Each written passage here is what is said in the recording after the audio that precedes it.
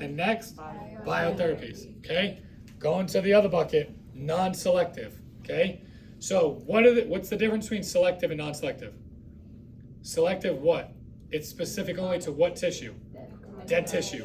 Non-selective, watch what's about to happen. So non-selective debridement is going to not be able to solely target just the necrotic tissue. First form of non-selective debridement, what do we got? Mechanical. Good job, Genevieve.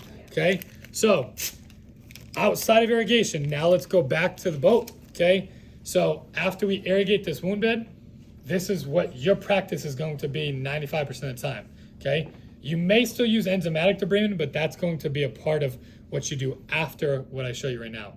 I've irrigated, now I'm going to mechanically debride. I'd use a 3x3 or a 2x2. I'm going to saturate this in saline, okay? And I'm going to come into this wound bed and I'm physically going to rub the base of that wound. And I'm going to get on top of that slough. I'm going to get in the undermining. I'm going to come here because my goal is to do what? First goal is to remove the biofilm. Second goal is to do what to that wound bed? I mentioned it on Tuesday. Stimulate through what? That a girl, Genevieve. I need to stimulate blood flow, okay? So when we mechanically debride, we just talked about some things that may potentially cause some discomfort. Do you think this causes discomfort? Yeah. Yes. So back to the point of pre-medicating. Are we pre-medicating? Yes. Yes, we are.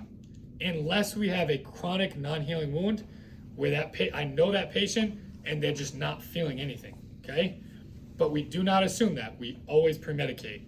I'm going to pause there and just give you another little soapbox, right?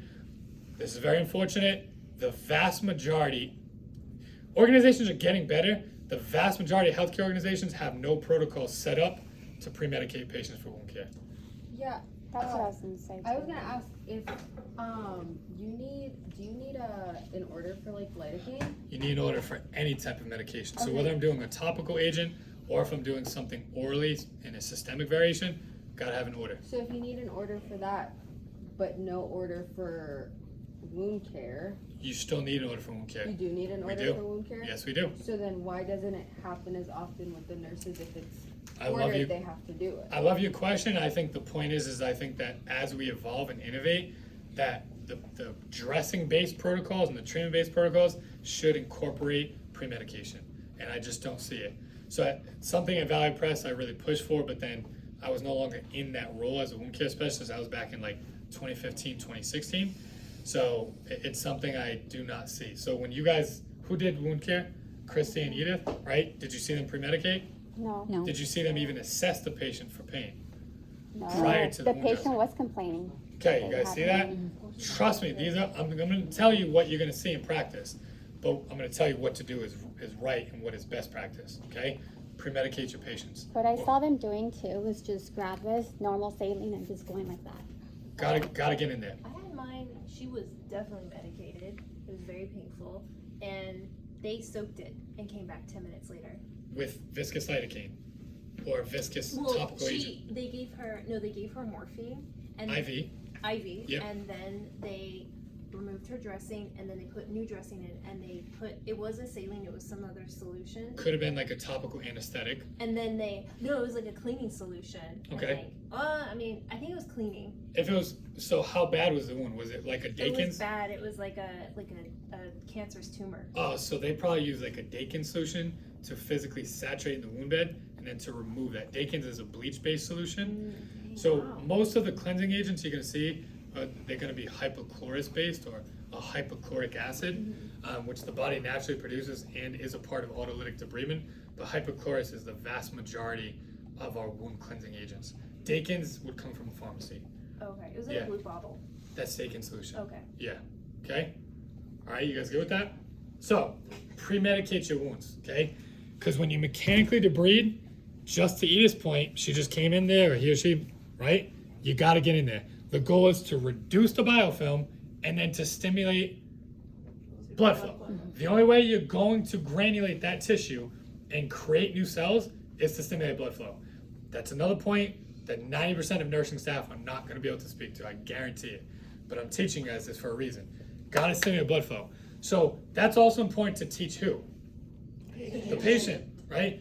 hey, Mrs. Smith, I'm sorry, this is gonna be a little uncomfortable, but I'm gonna give you some pain medication. I'm gonna use, a topical agent that's just gonna provide some anesthetic relief. I'm gonna let that soak for 10 minutes. I'm gonna come back. Oh, it was too painful. Time, dressing one. You know what? I talked to the provider. Let's get you something orally, and then I'll come back in an hour or 30 minutes, right? But I gotta get in there, and I really gotta irrigate that wound. And I'm gonna use, a gauze pad. I'll show it to you. And I gotta get in there and kind of move through it with my fingers to really stimulate some blood flow. Gotta educate, okay? That's mechanical debridement. You guys good with that? Mm-hmm.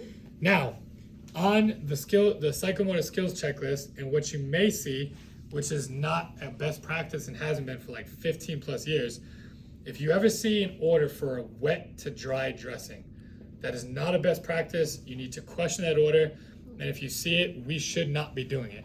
A wet to dry dressing would be, I take a primary dressing, which is typically going to be a gauze pad, I saturate it in saline. Primary dressings, which we're about to learn in a second, are what touches the wound bed. This comes in, and then I take a dry dressing on top of it and put it right on top just to fill the space, and then I cover it, okay? So now when I come back into that wound, this, which was dry, soaked up the saline, and now this became dry and integrated into my tissue. So now when I come back in and I pull this out, I just ripped out all of my healthy tissue. Wet to dry dressing is not at all evidence-based practice, okay? So I shouldn't expect to see it. Go ahead, Christy. What's the NCLEX way to do it? It would be what I just told you. Okay. Wet to dry dressing is, if you see that in order, the NCLEX question at this point, 100%, would be to question or to not choose that as a selection option. Okay. Okay? All right, outside of mechanical debridement, what's the last aspect of debridement? They're typically, good job. That's the other non-selective variation. So now with sharps debridement, I'm going to use like a 15 blade, 14 blade scalpel. I'm going to come in and I'm going to cut out that soft or that eschar, and then it immediately comes out of the wound bed. Can we do that? No. Can I do that? Yeah. No, not in this state. Not in this state. I can't. It was a trick question, Ruth. Yeah. What if Go ahead, Chrissy.